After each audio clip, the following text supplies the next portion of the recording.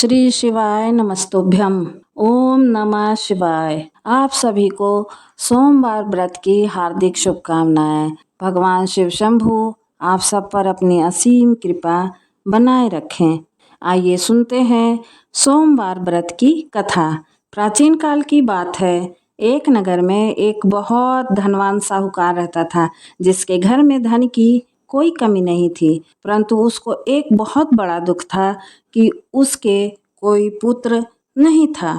वह इसी चिंता में दिन रात लगा रहता था। वह पुत्र की कामना के लिए प्रत्येक सोमवार को शिव जी का व्रत और पूजन किया करता तथा सायंकाल को शिव मंदिर में जाकर शिव जी के सामने दीपक जलाया करता था। उसके इस भक्ति भाव को देखकर एक समय पार्वती जी ने शिव जी महाराज से कहा कि हे महाराज, यह साहूकार आपका अनन्य भक्त है और सदैव आपका व्रत और पूजन बड़ी श्रद्धा से करता है। इसकी मनोकामना पूर्ण करनी चाहिए। शिव जी ने कहा, हे पार्वती, यह संसार कर्म क्षेत्र है। जैसे किसान खेत में जैसा बीज बोता है वैसा ही फल काटता है, उसी तरह इस संसार में जैसा कर्म करते हैं वैसा ही फल भोगते हैं। पार्वती जी ने अत्यंत आग्रह से कहा, हे देव, जब यह आपका अनन्य भक्त है और इसको अगर किसी प्रकार का दुख है तो उसको अवश्य दूर करना चाहिए, क्योंकि आप सदैव अपने भक्तों पर दयालु होते हैं और उनके दुखों को दूर करते हैं। यदि आप ऐसा नहीं करेंगे तो मनुष्य आपकी सेवा तथा व्रत क्यों करेंगे। पार्वती जी का ऐसा आग्रह देख शिव जी महाराज कहने लगे, हे पार्वती, इसके कोई पुत्र नहीं है।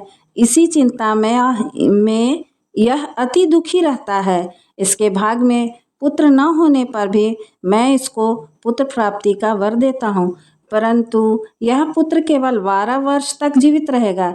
इसके पश्चात वह मृत्यु को प्राप्त हो जाएगा। इससे अधिक मैं और इसके लिए कुछ नहीं कर सकता। यह सब बातें साहूकार सुन रहा था। इससे उसको न तो कुछ प्रसन्नता हुई और न ही कुछ दुख हुआ। वह पहले जैसा ही शिव जी का व्रत और पूजन करता रहा। कुछ काल व्यतीत हो जाने पर साहूकार की स्त्री गर्भवती हुई और 10वें महीने में उसके गर्भ से अति सुंदर पुत्र की प्राप्ति हुई। साहूकार के घर में बहुत खुशी मनाई गई, परंतु साहूकार ने उसकी केवल 12 वर्ष की आयु जानकर अधिक प्रसन्नता प्रकट नहीं की और ना ही किसी को यह भेद बताया। जब बालक 11 वर्ष का हो गया तो उस बालक की माता ने उसके पिता से विवाह आदि के लिए कहा, तो वह साहूकार कहने लगा कि अभी मैं इसका विवाह नहीं करूँगा, अपने पुत्र को काशी पढ़ने के लिए भेजूँगा। फिर साहूकार ने अपने साले अर्थात बालक के मामा को बुलाकर उसको बहुत सा धन देकर कहा, तुम मेरे बालक को काशी पढ़ने के लिए ले जाओ और रास्ते में जिस स्थान पर भी जाओ यज्ञ तथा ब्राह्मणों को भोजन कराते हुए जाना। वह दोनों मामा भांजे यज्ञ करते और ब्राह्मणों को भोजन कराते रास्ते में आगे बढ़ते जा रहे थे। रास्ते में एक शहर पड़ा। उस शहर के में राजा की कन्या का विवाह हो रहा था। दूसरे राजा का लड़का जो विवाह कराने के लिए बारात लेकर आया था वह एक आंख से काना था। उसके माता पिता को इस बात को लेकर बड़ी चिंता थी कि कहीं वर को देखकर कन्या के माता पिता विवाह में किसी प्रकार की अड़चन पैदा न कर दे।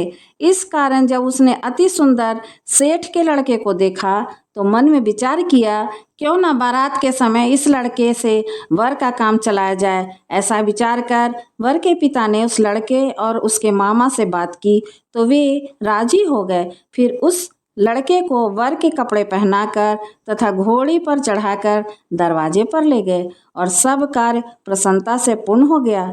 फिर वर के पिता ने सोचा, यदि विवाह कार्य में भी इसी लड़के से करा लिया जाए तो क्या बुराई है।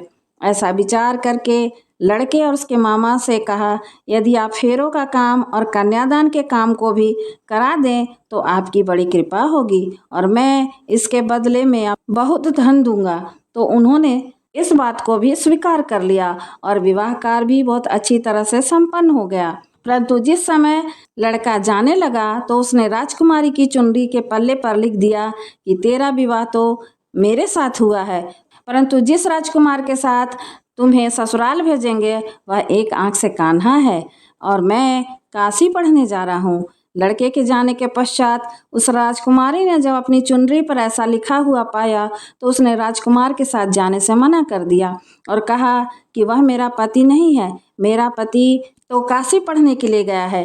राजकुमारी के माता पिता ने अपनी कन्या को विदा नहीं किया और बारात वापस चली गई। उधर सेठ का लड़का और उसका मामा काशी पहुंच गया। वहां जाकर उन्होंने यज्ञ करना शुरू कर दिया और लड़के ने पढ़ना शुरू कर दिया। जब लड़के की आयु 12 वर्ष की हो गई तो उस दिन उन्होंने यज्ञ रखा। लड़के ने अपने मामा से कहा कि मामा जी आज मेरी तबीयत कुछ ठीक नहीं है। तब मामा ने कहा कि अंदर जाओ और सो जाओ। लड़का अंदर जाकर सो गया और थोड़ी देर में उसके प्राण निकल गए। जब उसके मामा ने आकर देखा कि वह मुर्दा पड़ा है तो उसको बहुत दुख हुआ। उसने सोचा अगर मैं भी रोना पिटना मचा दूंगा तो यज्ञ का कार्य अधूरा रह जाएगा। अतः उसने जल्दी से यज्ञ का कार्य समाप्त कर ब्राह्मणों के जाने के बाद रोना पीटना आरंभ किया। संयोगवश उसी समय शिव जी पार्वती जी उधर से जा रहे थे। जब उन्होंने जोर जोर से रोने की आवाज़ सुनी तो पार्वती जी कहने लगी कि हे शिव जी, कोई दुखिया रो रहा है, उसके कष्ट को दूर कीजिए। जब शिव पार्वती ने पास जाकर देखा तो वह लड़का एक मुर्दा पड़ा था। पार्वती जी कहने लगी कि हे शिव जी, यह तो उसी सेठ का लड़का है जो आपके वरदान से हुआ था। हे भगवान, इस बालक को और आयु दीजिए, नहीं तो इसके माता पिता तड़प तड़प कर मर जाएंगे। पार्वती जी के बार बार आग्रह करने पर शिव जी ने उसको जीवन दान दिया और शिव जी की कृपा से लड़का जीवित हो गया। शिव जी और पार्वती जी कैलाश पर्वत पर चले गए। वह लड़का और मामा उसी प्रकार यज्ञ तथा ब्राह्मणों को भोजन कराते हुए अपने घर की ओर चल पड़े।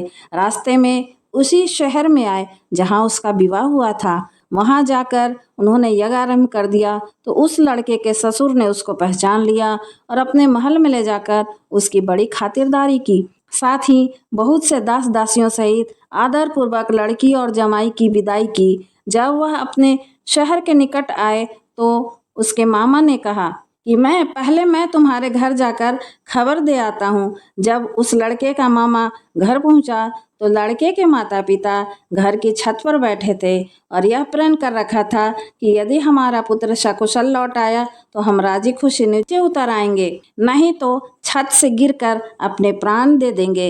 इतने में उस लड़के के मामा ने आकर यह समाचार दिया कि आपका पुत्र आ गया है तो उन्हें विश्वास नहीं हुआ। तब उसके मामा ने शपथ पूर्वक कहा कि आपका पुत्र अपनी स्त्री के साथ बहुत सारा धन लेकर आया है। तो सेठ ने आनंद के साथ जाकर उसका स्वागत किया और बड़ी प्रसन्नता के साथ रहने लगे। इसी प्रकार जो कोई भी सोमवार के व्रत को करता है अथवा इस कथा को पढ़ता या सुनता है उसकी समस्त मनोकामनाएं पूर्ण होती है। आशा है आपको यह वीडियो पसंद आई होगी। यदि वीडियो पसंद आया हो तो कृपया हमारे चैनल को लाइक, शेयर और सब्सक्राइब करें ताकि आगे आने वाले वीडियो की जानकारी आपको समय से पूर्व मिल जाए तथा कमेंट बॉक्स में ओम नमः शिवाय अवश्य लिखें। धन्यवाद।